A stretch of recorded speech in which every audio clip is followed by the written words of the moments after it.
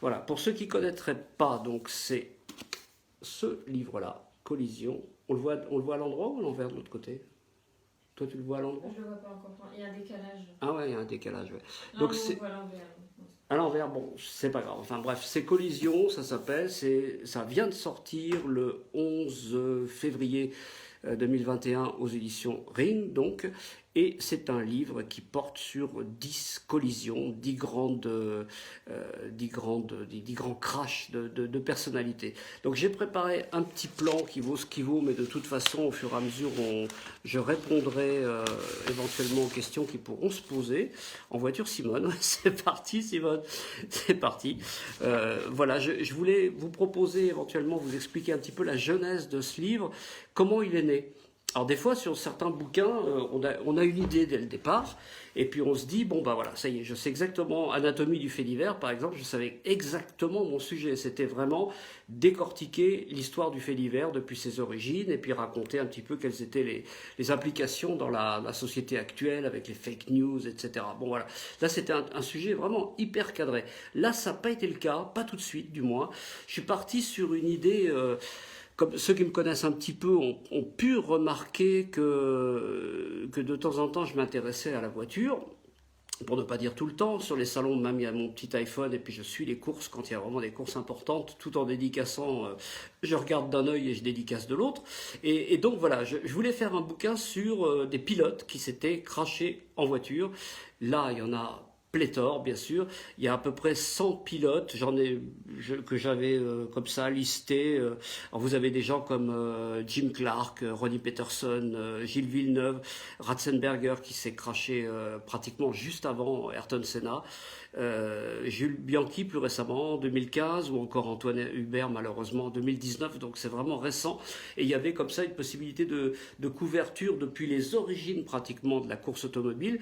Marcel Renault, le frère de Louis Renault, s'est crashé dans une des toutes premières courses qui a été créée, pas pour les Renault, mais enfin où les Renault étaient impliqués et ils gagnaient régulièrement. Mais Marcel s'est tué. Donc voilà, j'avais une liste de 100 pilotes. Puis petit à petit, je me suis dit, en regardant leur biographie et leur vie, au fond, ça va s'intéresser, ça va vraiment impacter les gens qui sont passionnés par la voiture, que par la voiture et surtout par la voiture. Le grand public, à la limite, vous leur parlez de Jim Clark ou de Ronnie Peterson, je suis pas sûr que tout le monde se souvienne ou capte qui c'est. L'accident au Mans en 1955 qui avait fait je sais plus combien de centaines de morts et de blessés. Bon, qui s'en souvient aujourd'hui? Donc c'est en piochant ce sujet, en fouillant ce sujet, je me suis aperçu que ce qui m'intéressait le plus, en fait, c'était la vie de ces personnages, c'était ce qu'ils avaient vécu, c'était les obstacles qu'ils avaient surmontés pour arriver à leur fin, devenir ce qu'ils sont devenus, des fois au détriment de la sécurité la plus élémentaire. Ils prenaient tous les risques pour arriver à ce qu'ils voulaient, et c'est ce côté-là qui m'intéressait, c'est le côté humain, c'est leur story, leur histoire qui remontait souvent à l'enfance. Donc dans un deuxième temps, j'ai ouvert le sujet. Plutôt que de prendre ces 100 personnalités issues du monde automobile, j'en ai ajouté d'autres, une trentaine ou 40, en plus de cela. Et là, il y avait encore des tas et des tas et des tas de gens qui se sont crashés en voiture. Alors, vous avez des gens comme Fernand Reynaud. Mais c'est pareil, qui se souvient de Fernand Reynaud? Peut-être les plus anciens se rappellent qu'effectivement c'était un humoriste et même un des meilleurs de son époque. Clifford Brown, si je vous parle de Clifford Brown, ceux qui sont intéressés par le jazz savent peut-être que c'était un des trompettistes les plus brillants et les plus novateurs de son époque, mais qui est mort dans un accident de voiture. Il a réchappé à un accident de voiture, un premier. Il a été vraiment très très blessé, il s'est reconstruit, etc. Et au moment où il a recommencé à jouer et à enregistrer des trucs fantastiques, il est mort en bagnole et c'était même pas lui qui conduisait. Donc voilà, ces histoires-là, il y a Marcel Renaud dont je parlais tout à l'heure, il y a Françoise d'Orléac aussi, la sœur de Catherine Deneuve. Et il y a Marc Bolan aussi, pas forcément connu là encore, c'est d'une certaine époque, c'était le créateur du groupe T-Rex.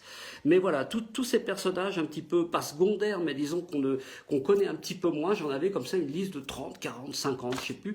Et puis au bout d'un moment, en discutant avec mon éditeur, David, on s'est dit non, c'est trop, il faut absolument se concentrer sur une dizaine de personnalités, d'icônes et puis s'en tenir à ces icônes. Bonjour, bonjour tout le monde encore, je suis obligé de remettre un petit peu de mon chargeur de batterie parce que j'ai l'impression que j'ai plus de batterie, voilà. Si je retourne ça, est-ce que c'est encore bon ou est-ce que vous me voyez à l'envers ou est-ce que vous me voyez plus? Comment ça marche? À l'envers. C'est à l'envers? Ouais, non, on peut pas. Bon, bah, alors, je vais essayer de le faire tenir comme ça, mais j'ai un problème avec le chargeur de batterie qui est en dessous. Donc, il faut que je trouve une méthode pour le faire tenir. C'est un petit peu du bricolage, hein, je suis désolé. Donc, voilà, ça tient un petit peu en équilibre instable. Ça se casse la gueule même, franchement, tout à fait honnête. Bon voilà, là ça marche à peu près. Voilà, je pense que là on est calé et puis que j'ai de la batterie pour aller à la fin de l'heure. Donc quoi, Batman? Qu'est-ce que c'est, Harley? De quoi il s'agit? Batman, il s'est craché en bagnole, Batman? C'est possible ça. Hein. Et je suis fan aussi d'ailleurs. J'ai même failli mettre mon déguisement de Batman pour faire la vidéo, pour déconner un peu. Donc je me suis concentré sur des personnalités, 10 personnalités, 10 icônes qui soient suffisamment connues. Même dans ces 10 icônes, il y en a certaines que tout le monde ne connaît pas. Isadora Duncan, par exemple, qui était une des plus grandes danseuses, mais bon, qui est née, là aussi je vais essayer de regarder ça sans... Oh non, je peux pas, bon, elle est née dans les années, à la fin du siècle dernier, donc voilà. Et puis après, Marcel Renaud, Albert Camus, je veux dire. Après, il y a eu Grace Kelly, ça tout le monde connaît, puisque c'était la princesse Grace de Monaco. Évidemment, James Dean, ça c'est vraiment le plus emblématique, c'est celui qui est en haut dans la couverture parce que c'est le type même du jeune mec fougueux qui est mort trop jeune dans un accident de voiture. Je parle aussi d'Eddie Cochrane. Là encore, faut être un petit peu initié pour connaître ce personnage-là, mais ceux qui connaissent bien un peu la musique et surtout le rock, bah, ils savent que c'était un des rockers les plus prometteurs de son époque, mais bah, qui s'est craché trop tôt aussi. Jane Mansfield, qui était une actrice qui était extrêmement bien dotée en termes d'airbag. Voilà, il y avait Bruce McLaren aussi. Après, bon, lui qui était un pilote, le créateur de l'écurie McLaren que l'on connaît et qui court en Formule 1 actuellement. Puis Ayrton Senna, bien sûr Lady Di évidemment, et puis Paul Walker pour finir. C'est encore un des plus récents dans les plus anciens, on va dire. Voilà, c'était l'acteur emblématique de la série Fast and Furious. Donc voilà, je me suis concentré sur ces 10 personnages et je me suis dit voilà, je vais essayer d'aller au fond de ces personnalités et de comprendre comment ils ont vécu, comment ils sont arrivés à se cracher, pourquoi ils se sont crachés, qu'est-ce qui s'est passé dans leur vie. On s'aperçoit qu'en fait toute leur vie est une espèce d'immense trajectoire qui va dans le mur en fait. Voilà. Et même si c'est pas eux qui conduisaient, même si ils n'étaient pas tous fous de voiture et tout, ça allait quelque part mal finir quoi. Et c'est comme ça qu'ils ont fini. L'autre question, donc ça c'est pour le sujet, puis pour, délimiter un petit peu le sujet que je me suis donné. L'autre question, ce qu'on m'a déjà posé d'ailleurs, parce qu'il y en a déjà quelques-uns qui ont reçu le bouquin, il y en a même une même qui l'a fini et qui m'a donné un retour, donc merci Jessica, qui a un retour très positif, donc ça me fait super plaisir. L'autre question, c'était pourquoi les voitures? On m'a dit, mais pourquoi pas un hélicoptère? Parce qu'effectivement, il y a eu des morts célèbres en hélicoptère. Il y a eu Thierry Sabine, le créateur du Dakar, qui s'est craché dans un hélicoptère avec Daniel Balavoine. Voilà. Oui, j'aurais pu en parler aussi. Et puis, il y a eu aussi des crashs en avion. Il y a eu les fameux rockers, Buddy Holly, par exemple, ou encore Otis Redding, ou Glenn Miller, le tromboniste Glenn Miller. Il est mort dans un accident d'avion. Est-ce que le commun des mortels s'assimile à un avion, à un hélicoptère, un tracteur? Il y a des morts en tracteur, il y a des morts absurdes dans des moyens de transport, évidemment dans des trains, j'en parle même pas. Donc il y a eu des morts dans tous les moyens de transport possibles et imaginables, mais celui qui est le plus grand public, où on s'assimile le plus, où il y a le plus d'affect et de plus de passion avec la voiture, même au niveau du commun des mortels, avec un moyen de transport, je veux dire, c'est la voiture. Donc je me suis concentré sur la voiture, et même s'il y avait d'autres morts hyper célèbres et d'autres personnalités dont j'aurais eu envie de parler, qui étaient morts dans d'autres moyens de transport, j'en ai pas parlé, je les ai occultés, j'ai gardé cette voiture. Mais on comprend bien avec ces 10 personnalités Albert Camus, par exemple, détestait la voiture. Il disait non, moi, avec ce qui s'est passé avec Françoise Sagan, qui a failli se tuer dans sa voiture de sport, moi, je prends jamais la voiture, je ne prends que le train. En plus, dans le train, c'est de sécurité absolue, je peux travailler, etc. La seule fois où il prend la voiture pour remonter de la province pour aller à Paris, il se crache en voiture et il meurt. Non, voilà, ça c'est le destin. Donc j'ai gardé ces 10 personnalités, voiture, parce qu'il y a ce côté passion, ce côté fascination aussi vis-à-vis de la voiture, même quand on n'est pas un fou du volant. C'est mon cas, je roule pas forcément vite, je fais gaffe, j'ai 12 points sur mon permis, c'est dire, et pourtant je roule en Porsche. Voilà. Bon, je l'ai jamais dit, mais c'est un petit scoop. Donc je fais gaffe, quoi. Mais voilà, c'est un instrument une invention qui fascine autant les hommes que les femmes. D'ailleurs, on pourrait croire que c'est beaucoup plus un truc masculin, mais la femme, pour d'autres raisons, est aussi passionnée et aussi, je dirais, fasciné par le monde de la voiture. Donc voilà, 10 personnalités, 10 morts en voiture, où la mort en voiture devient plutôt un symbole, une métaphore en fait pour raconter cette histoire et montrer qu'elle va droit dans le mur, même si tout le monde ne s'est pas craché dans un mur. J'aurais pu raconter l'histoire de Ferdinand Reynaud, qui était un grand comique, et il a trouvé le moyen de se cracher en voiture dans un mur de cimetière. Il faut quand même le faire. Il y a des anecdotes comme ça, mais il y en a des en pagaille. Ensuite de ça, est-ce qu'il y a déjà des questions ou non? Parce que Amandine, qui est à côté de moi, me dit rien. Ah oui, quelle Porsche, Serge? C'est une Porsche Carrera, toute bête, voilà, qui bombarde pas mal, mais 300 et quelques chevaux, je sais plus, je les ai pas comptés, et quelques vaches. Bon voilà, donc pas le permis, trop dangereux. Oui, t'as raison, Coralie. Hein, voilà, et part en train, là, il n'y a jamais d'accident en train. En avion non plus, c'est super fiable. Mais quand il y en a, ça fait mal. Bon, c'est une autre histoire. MV demande s'il y a des morts à bicyclette. Oui, bien sûr, des morts à bicyclette et des morts à ski, des blessés graves, on sait ce qui s'est passé, qui est arrivé à Michael Schumacher par exemple. Oui, bien sûr, il y a des morts avec tous les moyens de transport, et si je voulais faire une espèce de répertoire, mais ça serait un peu sordide, je veux dire, de tous les morts en moyens de transport, j'aurais de quoi en écrire une encyclopédie. Je voulais pas que ça tourne justement à cette espèce de déballage un petit peu morbide, où voilà, on va vous donner la liste des 100 ou des 1000 personnes qui sont mortes en voiture, machin. Et qu'est-ce qu'on va faire, qu'est-ce qu'on va mettre? Alors si on regarde le nombre de milliers de personnes qui meurent par an en voiture, et dans ces personnes-là, ils ne sont pas connus du grand public, mais il y en a quand même qui sont assez connus. Si je vous parle par exemple de Pierre, moi-même j'ai du mal à me rappeler de son prénom, c'est Pierre-André Le Faucheux, qui est mort en bagnole. C'est qui Pierre-André Le Faucheux? C'était juste le big boss de Renault. Donc voilà, ça aussi, je pouvais en parler. Donc voilà, l'histoire, c'était 10 icônes absolues. Pourquoi aussi ces 10-là? Parce que chacune dans son domaine a eu une volonté mais absolument féroce d'imposer son point de vue, ses idées, d'aller au bout de ses rêves aussi ou de ses passions. Ils ont marqué les gens. Aujourd'hui, vous parlez de Grace Kelly ou de Lady Di, c'est bien rare que quelqu'un ne connaisse pas qui sont ces personnes et ce qu'elles ont fait de leur vie.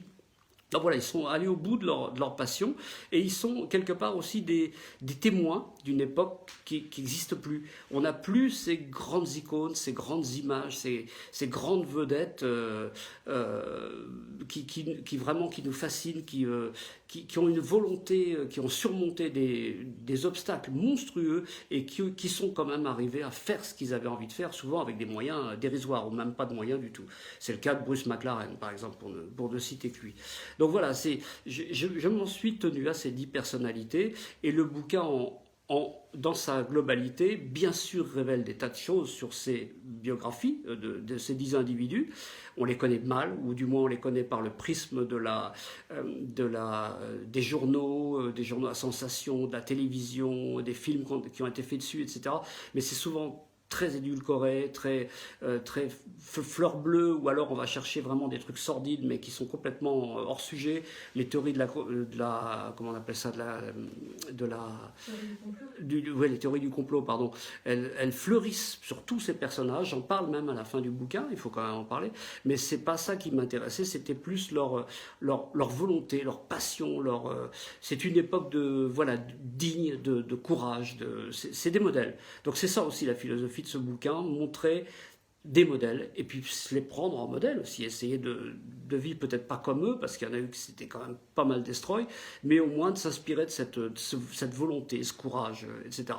Donc voilà un petit peu les tenants et les aboutissants de ce livre-là. L'autre point aussi dans ma petite explication, là, c'était la documentation, comment j'ai travaillé, on m'a posé cette question-là aussi. Chez moi, j'ai une bibliothèque entière de livres de voitures. Je les ai comptés tout à l'heure. En fait, il y en a 70. J'avais jamais fait ça, puis je les comptais juste avant le live. Donc 70 bouquins de bagnole. J'ai 150 BD de voitures, mais il ne faut pas croire que la BD ne nous informe pas. Hein. Il y a énormément d'infos dans les BD. Souvent, les dessinateurs de BD, Michel Janvier, si un jour tu écoutes ce truc-là, est bien placé pour le savoir. Bon, et voilà, vous apprenez énormément de choses, y compris dans les Michel Vaillant, qui sont toujours situés dans leur époque et qui vous donnent, quand on connaît un petit peu cet univers-là, vous voyez passer des personnages qui sont réels, qui existent vraiment, et qui sont nommés souvent sous leur nom. Donc on apprend plein de détails, plein d'anecdotes, etc. Donc tout ça, j'ai aussi, alors là, des dizaines et des dizaines de revues, des revues d'automobiles sur lesquelles il y a souvent un petit article, une petite information, un petit détail, etc. Et alors le gros de la recherche et du travail, ça a quand même été Internet. Donc j'ai voyagé, comme c'est expliqué au dos de mon bouquin, j'ai voyagé, mais d'une part, je suis allé aux États-Unis à une époque, effectivement, où j'ai pu ramasser pas mal d'informations. Et puis ensuite, j'ai voyagé via Internet, puisque j'étais confiné. Donc là, je ne me suis pas déplacé physiquement. Mais via Internet, on peut aussi trouver des choses. On tire le petit bout de la pelote, de la ficelle, vous savez, et une idée en amène une autre, un indice en amène une autre. Souvent, vous avez des articles en anglais qui datent de l'époque où ces personnages-là sont décédés. Et dans l'article, vous avez un indice, mais dont vous n'avez jamais entendu parler, et dont personne n'a entendu parler. Mais qu'est-ce que c'est? Qu'est-ce que c'est que cette histoire du fils de Jane Mansfield, qui a été attaqué par un lion qui s'est évadé au zoo, pendant que Jane Mansfield faisait des photos, et la tête du petit garçon est restée longtemps dans la mâchoire du lion.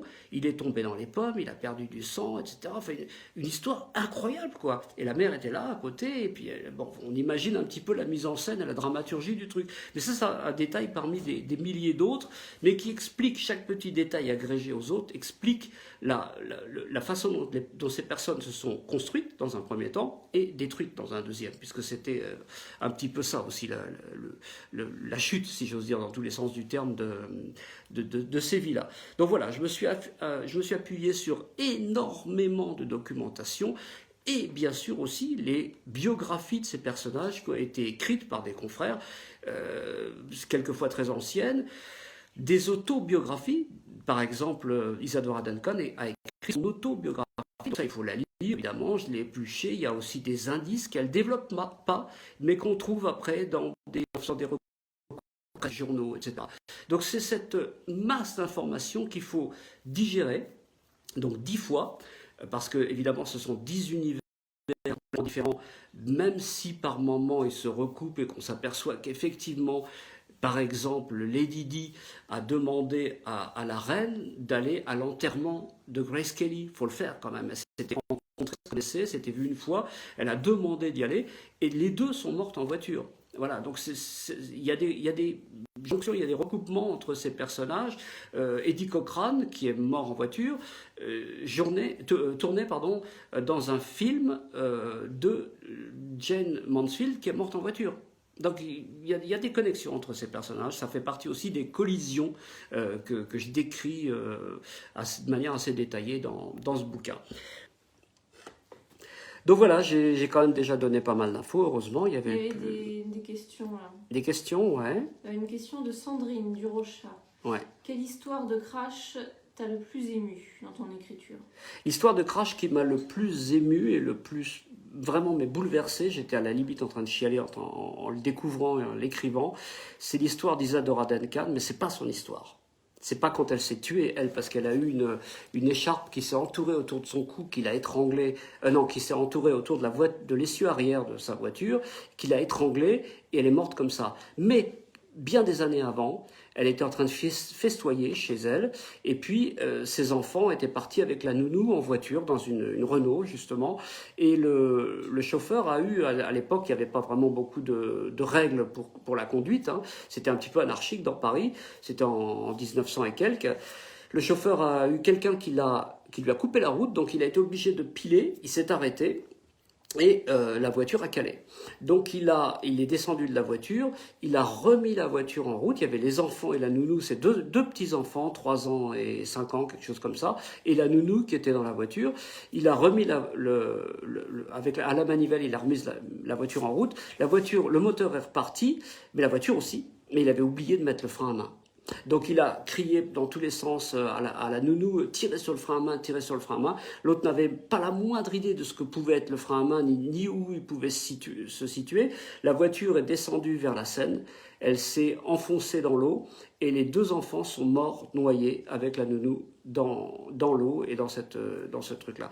Et j'écris dans mon bouquin, bon je spoil un peu, mais c'est juste ce passage-là, j'écris que Isadora Duncan, elle n'est pas morte dans un accident de voiture en s'étranglant avec son écharpe, elle est morte ce jour-là. Parce qu'elle a perdu ses 2 enfants dans des conditions effroyables. Après, elle a fait des danses, des chorégraphies pour essayer de surmonter ça, et elle a fait ça en hommage à ses enfants et tout, mais voilà, elle s'est tuée à ce moment-là, elle est morte à ce moment-là. Donc là, c'est vraiment un des moments qui m'a le plus bouleversé, et c'est pas sa mort à elle, quoi. Voilà. D'autres questions? Il y avait Coralie tout à l'heure qui demandait est-ce qu'il y aura un second tome? Ah, c'est marrant parce qu'on m'a déjà posé la question tout à l'heure sur Facebook. Bah, si on voulait faire effectivement d'autres thématiques avec d'autres tomes avec ce sujet, comme je l'ai dit au début de cette petite présentation, il y aurait vraiment de quoi faire puisque j'ai peut-être 100, 150 personnalités connues qui sont mortes comme ça. Alors, j'ai pas prévu au départ, c'était un one shot, c'est pas non plus c'est pas non plus un bouquin, un polar de série, hein, mais pourquoi pas, s'il y a une demande et que les gens sont intéressés par ce sujet, et puis les biographies de ces personnages-là, pourquoi pas, ouais, il y a de quoi faire. J'avais écrit dans un premier temps, la biographie, elle est déjà rédigée, celle de Mark Bolan, le créateur de T-Rex. Sa vie est complètement hallucinante. Et je l'ai écrit, elle est faite. Donc a priori, effectivement, il y aurait déjà, puis il y en a une autre encore dont je ne parle pas, mais il y a au moins déjà 2 autres personnages qui pourraient figurer dans un tome 2, pourquoi pas. Il faut lire ce livre. Alors une autre question que vous ne m'avez pas posée, mais qu'on m'a déjà posée hors cette petite présentation. Il faut lire ce livre. Est-ce que c'est un polar? Est-ce que c'est un roman? Comment on peut le lire, etc.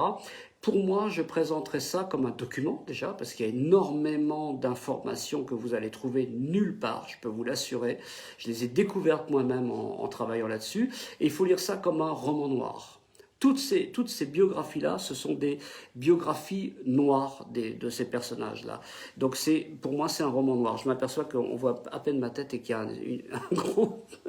Bon, ça va, je suis dans le personnage de roman noir. Donc vous pouvez lire ça comme un roman noir, et puis si on me demandait dans quel rayon le mettre, je le mettrais presque dans un rayon polar. Voilà. D'autres questions? Peut-être Amandine aussi. Élodie Lemaire qui parle du teaser. Tu t'es bien amusé? Ouais, super, on s'est bien caillé, mais bien amusé. Et puis là aussi, il faut saluer le travail de Ring et notamment d'Adrien qui est le cinéaste de Ring, qui fait un boulot. Mais on a peut-être peut-être une heure et demie de pellicule, hein, et sur cette heure et demie, il arrive à extraire 1 minute 30, moins d'1 minute 30. En 1 minute 30, il dit pratiquement tout. Et en plus sur une musique, sur un rythme, sur une mise en scène incroyable. Il est vraiment super doué. Donc oui, je me suis amusé, je me suis éclaté. Et puis c'est le teaser que je fais qui est le plus simple. C'est le seul d'ailleurs, puisque d'habitude c'est plus des gens qui me filment ou qui m'interrogent et tout. Mais un teaser comme ça, c'est la première fois que je le fais. Donc celui-là, j'adore. Hein. Franchement, merci Ring et merci Adrien et tout le monde. Donc d'autres questions? Et quelle musique? Ah, la musique, oui, je crois que c'est ACDC, non? Mais on l'entend pas beaucoup, c'est juste un tout petit bout. Tiens, à propos de musique, Élodie Lemaire, à la fin de mon livre, je me suis amusé, parce qu'au moment où j'écris ce livre-là, Ring me dit, est-ce que tu peux faire une playlist pour Ring? Et quand tu viens dédicacer, ou quand les gens viennent, ou quand il y a des dédicaces, n'importe quoi, on passe les playlists des auteurs. Donc j'ai fait une playlist de je sais plus combien, 20, 30 thèmes, je me rappelle plus, ou peut-être 10, je sais plus, enfin il y en a pas mal, puisque quand j'ai dédicacé, j'ai tout réécouté, voilà. Et donc j'ai fait la playlist au Ring Store, si vous y allez, vous entendrez ma playlist à moi, vous pouvez demander à la playlist de Bob, vous allez pas être déçu du voyage, il y a à boire et à manger. Hein. Et donc, comme j'étais dans cet esprit-là, je me suis dit, tiens, je vais faire la playlist du bouquin, et donc il y a une playlist de collision à la fin, il y a 3-4 pages, où il y a toutes les musiques préférées, écoutées, ou dans l'époque, ou qui ont une relation avec les personnages dont je parle. Isadora Duncan, c'est facile, puisqu'elle dansait sur des musiques, mais ce qu'on sait moins, c'est que Lady Di, elle voulait au départ faire une carrière de danseuse classique, puis elle s'est rabattue sur les claquettes, donc elle a fait vraiment pas mal de temps des claquettes. Elle a même dansé pour le prince Charles sur des thèmes de claquettes en jazz. Et donc toutes ces musiques existent, il y a même des vidéos sur YouTube qu'on retrouve, et j'ai mentionné tout ça à la fin du bouquin. C'est marrant de les écouter en lisant les bios des personnages, parce que ça met un petit peu dans l'ambiance, quoi. Ça reste dans le mood. Voilà. Harley Von Mars qui demande une des personnalités du livre que tu aurais aimé connaître. Que j'aurais aimé connaître. Oh là là, ils sont tous tellement déments. Du côté voiture, je serais tenté de dire quand même, évidemment, Bruce McLaren et puis Ayrton Senna, bien sûr, parce qu'ils sont dans le monde de la voiture. Ayrton Senna, icône absolue de la Formule 1 et puis de la voiture en général. Mais sinon, dans les personnages, je crois que j'aurais bien aimé croiser Albert Camus. J'ai découvert sa vie, Albert Camus, c'est un gars qui est sorti des bidonvilles, quoi, avec une mère qui ne parle pas. Sa mère ne parle pas. Elle a eu une maladie quand elle était enfant, elle était aphone, elle ne parlait pas. Et chez lui, on ne parlait pas. Et il avait une grand-mère qui était un monstre, un dragon, qui leur tapait dessus, à lui et à son frère. Il a grandi dans cet univers, vraiment, quoi, très, très, très près du peuple. Donc il comprenait la problématique des gens humainement. Il n'est pas sorti de grandes écoles, machin. Prix Nobel de littérature, le mec. J'aurais bien aimé le croiser, je crois. Ouais, lui. Et puis Harley Von Mars, t'aurais peut-être aimé aussi, non, je crois. vu ton orientation. D'autres questions, d'autres idées, n'importe quoi, posez-moi tout ce que vous voulez.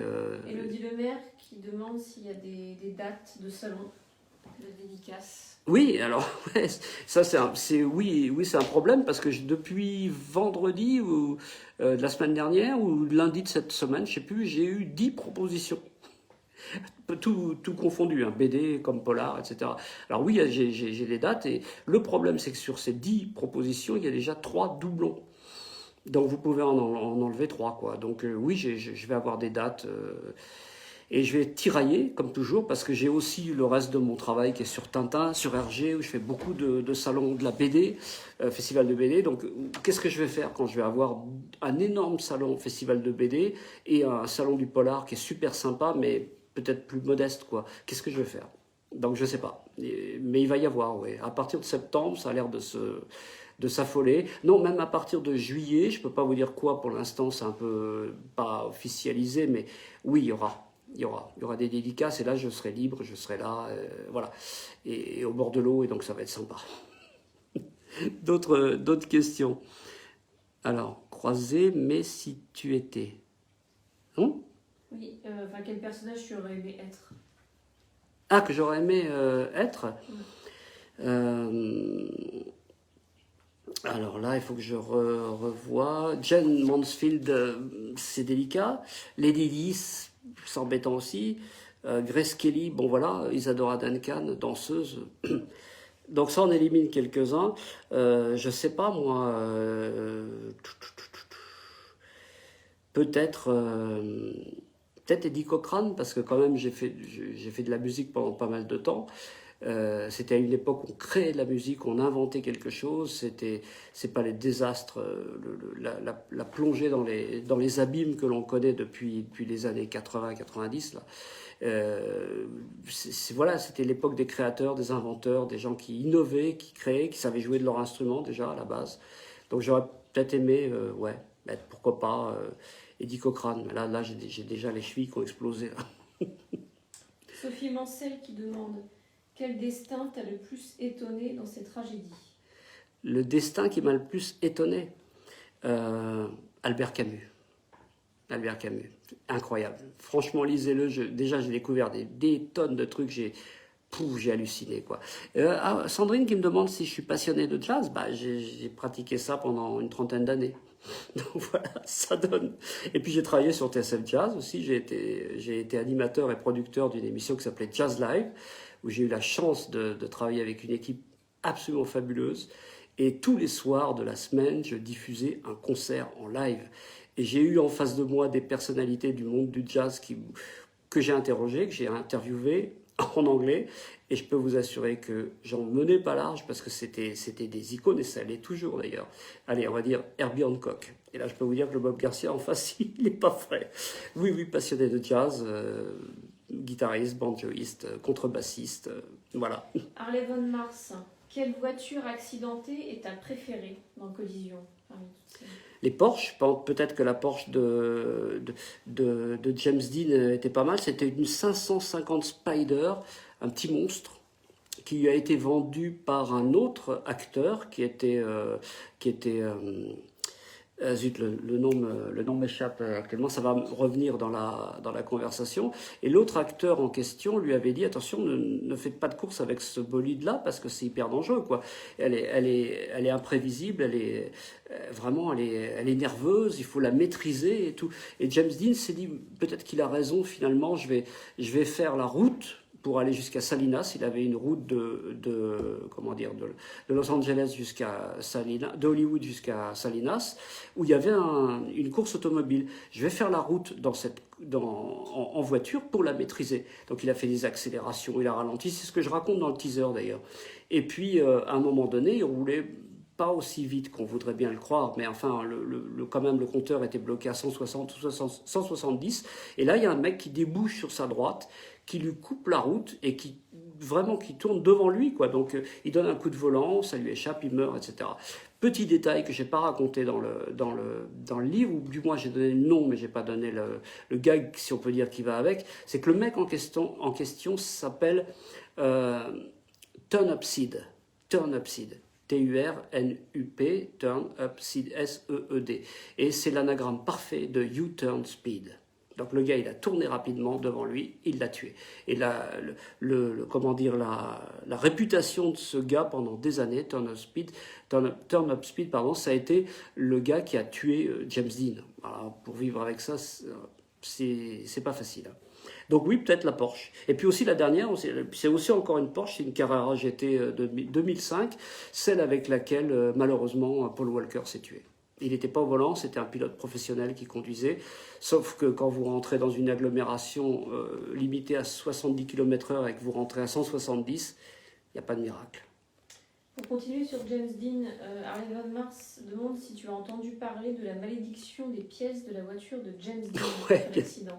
Oui, j'ai entendu parler, j'ai lu, et à la fin du livre, il y a tout un chapitre, un énorme chapitre sur les théories du complot.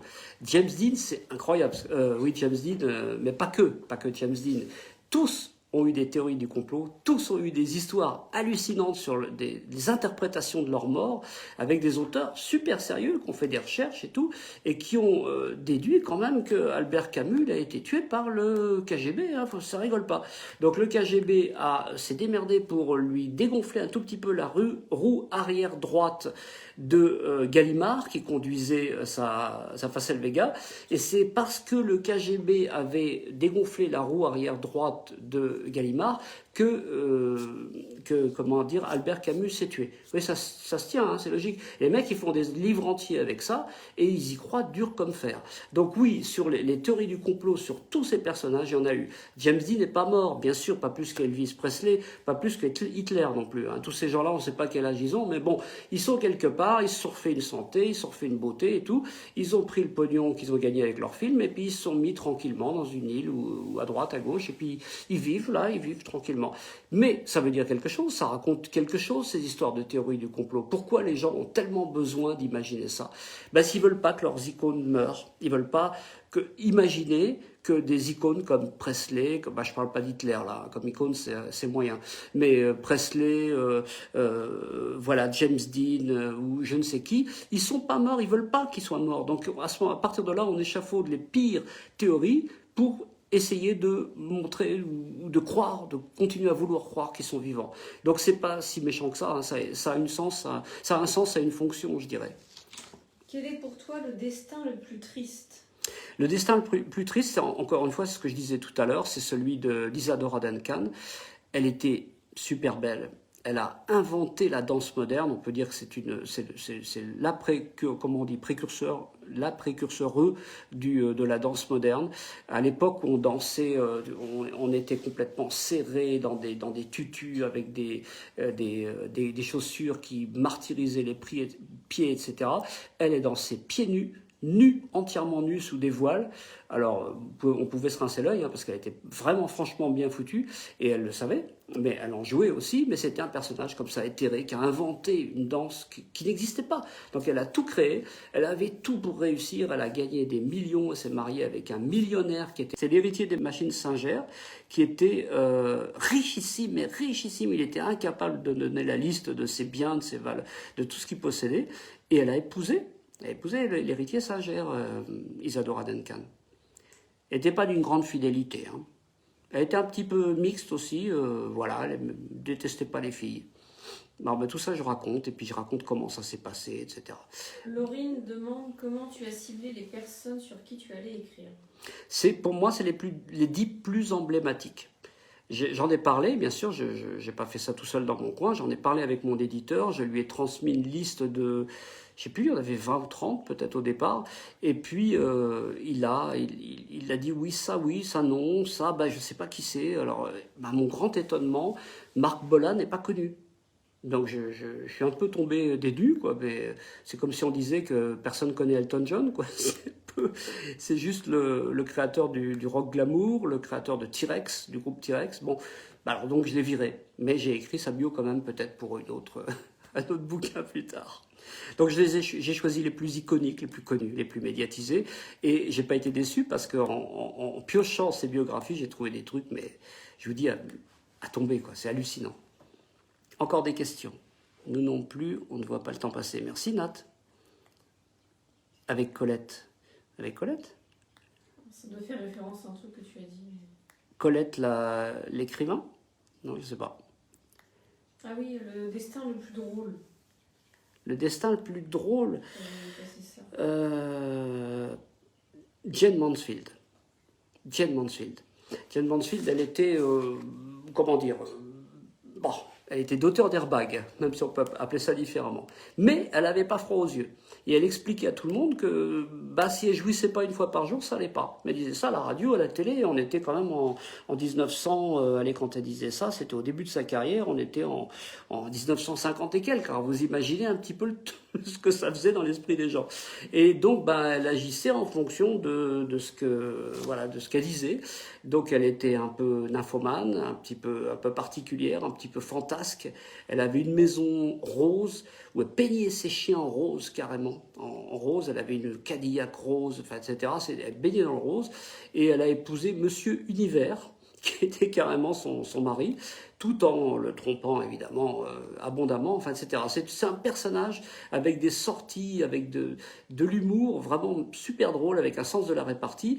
Et quand on a testé son QI à cette femme-là, on s'est aperçu qu'elle avait le même QI que Albert Einstein. Donc voilà, un personnage vraiment hors du commun. Mais quand on regarde aussi certaines sorties, certaines réparties d'Albert Camus, on n'est pas déçu, quoi. Vraiment un bel esprit, beaucoup d'humour. Donc j'ai bien aimé ces deux personnages en termes d'humour, on va dire. D'autres questions peut-être, Harley? On a aussi demandé le destin le plus drôle juste avant. Ah ce que je viens de dire, ouais. C'est qui Elton John? Dehors, MV, dehors, tu ne viens plus à la maison. MV est un troll. Tu ne viens jamais à la maison et tu n'auras jamais plus un bouquin de Mandrake, parce qu'MV adore Mandrake. Et moi aussi. Donc, et du coup, Seb me met Get It On, oui, voilà, Get It On, c'est T-Rex. C'est le tube de T-Rex. Il y en a eu plein d'autres. Hein. Albert Einstein n'était pas pourvu d'airbag. Très bien. Ouais. Mais il n'était pas dépourvu d'humour, Albert Einstein. Ça, faut lire aussi ses aphorismes sur l'humour, c'est pas triste. T'identifies-tu à l'un des personnages d'une certaine façon? Waouh, c'est tous des gens qui ont fait des trucs tellement extraordinaires, tellement hors du commun.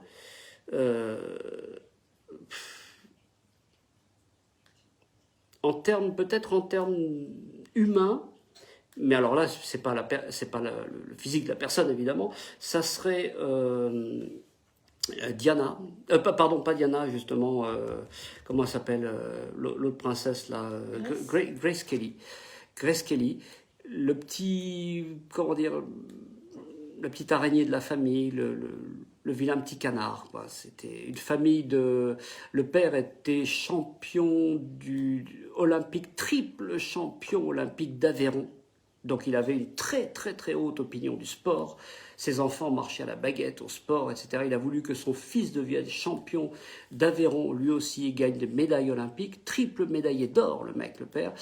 Une terreur absolue, et qui ne jurait que par le sport, que par la réussite. Et il avait sa fille aînée, qui était son icône sur un piédestal, et Grace Kelly, jusqu'à sa mort, jusqu'à la mort du père, je veux dire, il l'appelait pour lui donner des résultats de son frère, son petit frère, pour lui dire il a gagné une médaille de bronze à tel JO, etc., alors elle était en train de sortir un film fabuleux et qui a gagné des Oscars, etc. Il s'en foutait, mais comme de l'an 40, et il la méprisait pas, mais c'était pas son monde, ça l'intéressait pas. Cette fille-là, c'est une ratée, quoi. Donc vous voyez Grace Kelly, ratée aux yeux de son père. Moi, mon père m'a dit des trucs, bon... Ouais, voilà. Alors, si on peut s'assimiler avec un personnage, ça serait ça. Mais de ce point de vue-là, ça me permet de digresser sur un autre point aussi, c'est que la plupart de ces personnages-là, ils ont eu leur destin qui était scellé, je dis bien scellé, dans les premières années de leur vie. Quelquefois même dans les 5 premières années de leur vie. C'était scellé, c'était fini.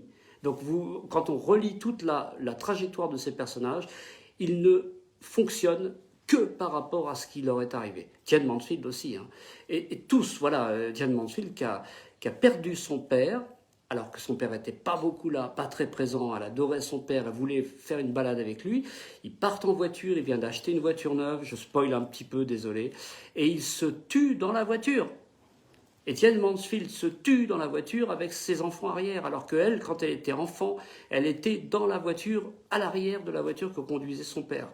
C'est des destins croisés invraisemblables. D'autres questions, d'autres trucs encore?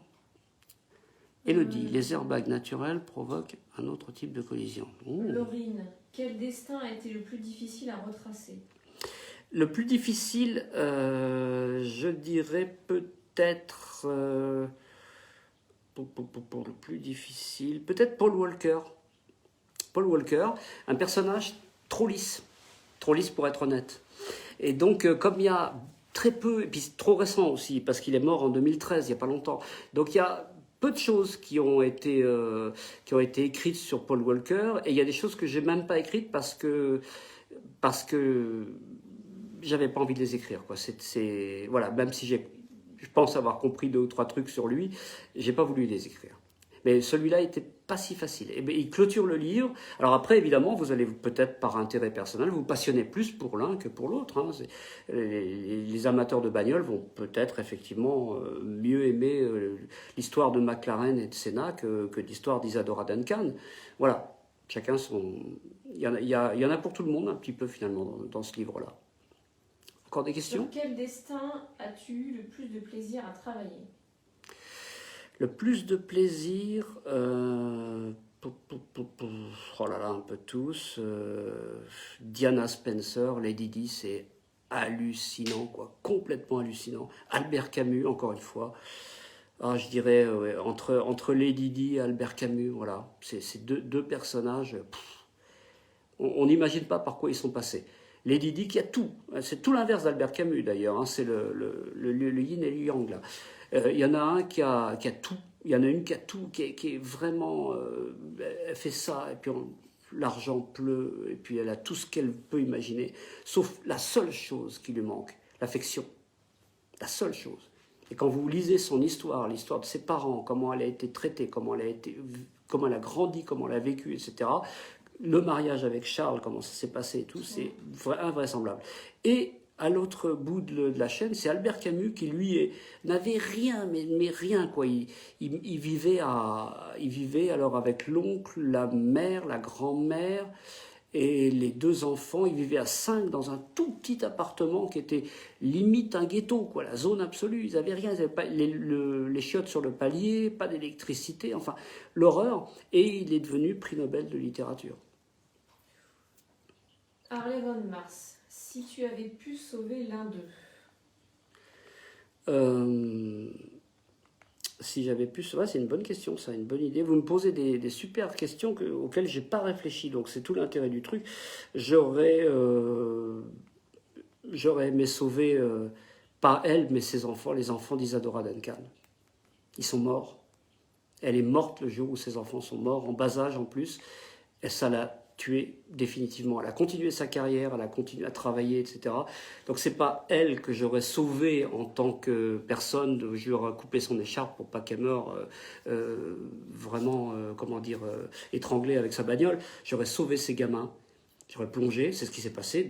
Certaines personnes sont plongées mais n'ont pas réussi à aller assez au fond et puis à les libérer. J'aurais tout fait pour essayer de changer ce destin-là, quoi. Voilà. Isadora Duncan. D'autres questions? Allez-y, les amis.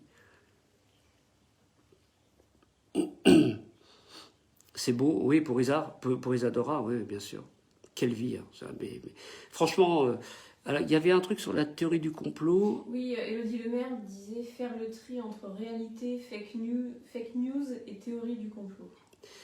Ouais, parce que après, les théories du complot sont souvent super bien, enfin, en apparence du moins, super bien ficelées. Et on va vous démontrer que la voiture de Paul Walker, elle s'est crachée contre un arbre, bien sûr, elle a pris feu, etc. Mais si elle a pris feu et qu'elle a explosé avec Paul Walker à l'intérieur, qui a été grillé, mort, brûlé vif, c'est parce qu'il y a un missile qui a été envoyé de l'étranger et qui a justement pile poil visé cette voiture et l'a tuée. Et là, on vous montre des trucs avec des théories balistiques, des théories mais invraisemblables. Et il y a des gens qui écrivent des bouquins là-dessus quand même. Donc, faire la part de la fake news et de la réalité, comme je disais tout à l'heure, la plupart des gens qui inventent les fake news n'ont pas envie que ces gens-là soient morts, parce que ce sont de telles icônes, ils les ont adorés. Il fallait voir, Ayrton Senna, c'était un demi-dieu au Brésil. Sa prochaine carrière, s'il avait fait une carrière, d'ailleurs il l'avait évoqué lui-même, après la Formule 1, il serait arrêté, il serait rentré en politique, il serait devenu président du Brésil, sans aucun problème. Il avait une telle cote, une telle popularité, et puis une admiration absolue, donc on ne veut pas que ces gens-là meurent. Donc du coup, on va trouver des théories du complot. S'il est mort, c'est pas de sa faute, c'est parce qu'il y a eu, je sais pas, des bugs, des erreurs qui ont été faites par Williams à l'époque, puisqu'il courait sur Williams moteur Renault, et alors là, il y a des procès fleuves qui n'en finissent plus, et on va essayer de trouver le coupable. Le coupable, c'est le destin, en fait. MV, pourquoi tu ne veux pas tout dire sur Paul Walker? Il y a des choses un peu borderline et qui sont un petit peu trop justement dans l'actualité pour le moment. Et il a des enfants, il a une fille notamment, donc qui est pas si grande que ça, pas si vieille. Et j'ai pas envie de parler de certaines choses. Donc, je te le raconterai quand on se verra. Tu vas pas être déçu. Harley von Mars, as-tu déjà vu la tombe d'un des personnages ou le lieu d'accident? Non, de mémoire. Oui, alors en film, en vidéo, en journaux, tout ça, en images, tout ce que tu veux, oui, tout. Mais sinon, je regarde rapidement, non, aucun. Non. Natmik, est-ce qu'il y a des personnalités dont tu avais envie de parler dans ce livre, mais auxquelles tu as renoncé finalement? Oui. C'est très curieux parce que ça aussi, ça donnera peut-être l'objet d'autres livres. Donc il y en a un, je ne peux pas le dire parce que c'est pour l'instant sous le coude et que tant que c'est pas officialisé, avec Ring du moins, j'en parle pas. Mais il y a un personnage, oui, effectivement, que j'ai enlevé de cette liste-là. Il faisait partie de la liste des 30 ou 40 au début, et sa vie est complètement dingue, mais vraiment ça surplante les 10 autres sans problème. Donc oui, j'en ai. Et puis un autre, alors je ne sais pas s'il apparaîtra un jour, mais je peux plus facilement en parler, c'est Marc Bolan, le guitariste, chanteur Marc Bolan, qui a eu aussi une vie incroyable, et je l'ai évincé parce que sinon ça aurait fait 11. Et puis si on en met 11, pourquoi pas 12? Parce qu'il y en a d'autres qui sont intéressants. Et puis si on en met 12, pourquoi on n'en met pas 13? Puis à ce moment-là, on met Marcel Renaud, mais c'est Louis Renaud qui intéresse les gens, pas Marcel. Et pourtant, c'est Marcel qui s'est tué en voiture. Donc oui, il y a plein de personnages que j'ai évincés, ouais. MV, y a-t-il une marque de voiture qui recense le plus d'accidents? Bah la Porsche. La Porsche, dans cette liste-là, hein.